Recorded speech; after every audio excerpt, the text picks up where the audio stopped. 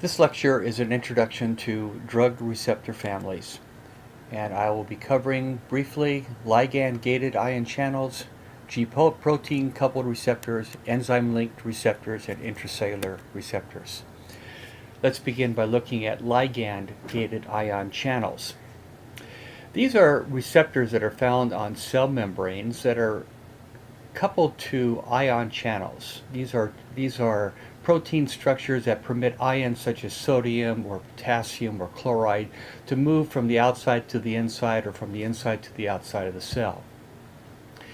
In this particular example, we have a sodium channel, and the ligand is acetylcholine, a neurotransmitter. When acetylcholine is released by motor neurons, for example in skeletal muscle, the acetylcholine binds to a site on the sodium channel receptor. When it binds to that site, it causes a conformation change in the channel structure, which then opens the channel up.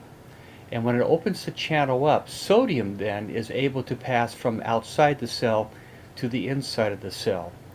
And when sodium enters the cell, it causes depolarization. This is a very rapid response that occurs within milliseconds and is responsible for nerve conduction of action potentials and also for contraction of skeletal muscle. A second type of receptor that is a member of the receptor family is what we call the G-protein coupled receptor. In this particular illustration, I am showing a beta adrenal receptor, such as found in the heart, that is coupled to a GS protein. The ligand that binds and activates this receptor in the heart would be norepinephrine, the neurotransmitter from sympathetic nerves. When it binds to the external surface of the beta adrenergic receptor, that causes a conformation change that then leads to a dissociation of this complex of GS protein subunits.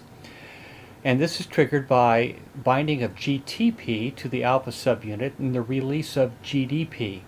This conformation change and dissociation leads to activation of the enzyme adenylate cyclase, which causes the hydrolysis of ATP to cyclic AMP.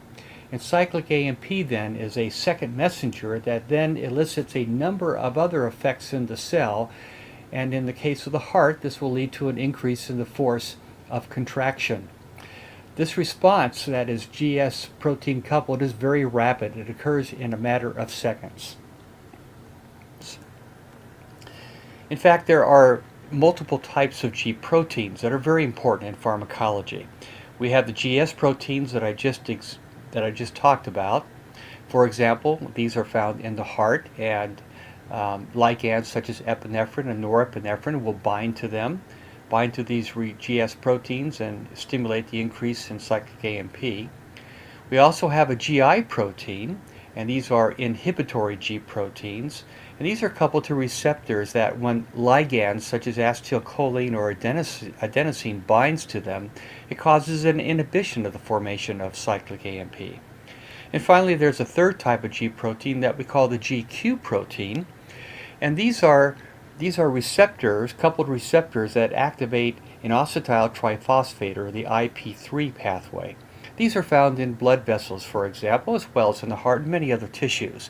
And a variety of ligands such as norepinephrine, angiotensin II, or endothelin-1 can bind to these receptors, leading to an increase in intracellular IP3. So with the GQ proteins, in contrast to the GS and GI proteins, the second messenger, rather than being cyclic AMP, is in fact the IP3, or inositol triphosphate. A third type of receptor is what we call enzyme-linked receptors. And the example I have here is a growth factor tyrosine kinase receptor. In this receptor, a ligand, whether it's a growth factor or could be insulin, what it does, when it binds to the receptor, the tyrosine kinase receptor, this receptor then undergoes a dimerization, whereas these two sites come together. And what that does is to cause a phosphorylation inside the membrane of subunits of the beta subunit of the receptor. And this phosphorylation then can lead to intracellular effects. This particular type of receptor usually requires minutes to hours in its response time, so it's far slower than ligand-operated channels receptors or the G protein receptors. And finally, the last type of receptor is what we call intracellular receptors. In this case, the ligand needs to be a lipophilic ligand, meaning that it's soluble in fat. It's lipophilic, and so it can diffuse through the membrane, the lipid bilayer membrane, into the cytoplasm of the cell. Well, this ligand then can bind to a receptor that inside the cell is inactivated, and this may be a transcription factor, and then together these will enter the nucleus of the cell, and this activated receptor complex then can lead to the transcription of DNA and ultimately into protein synthesis. This is a very slow response. It requires hours or days for the response to be complete because it's involving protein synthesis. In summary, ligands are small molecules such as neurotransmitters or drugs that bind to extracellular or intracellular receptors.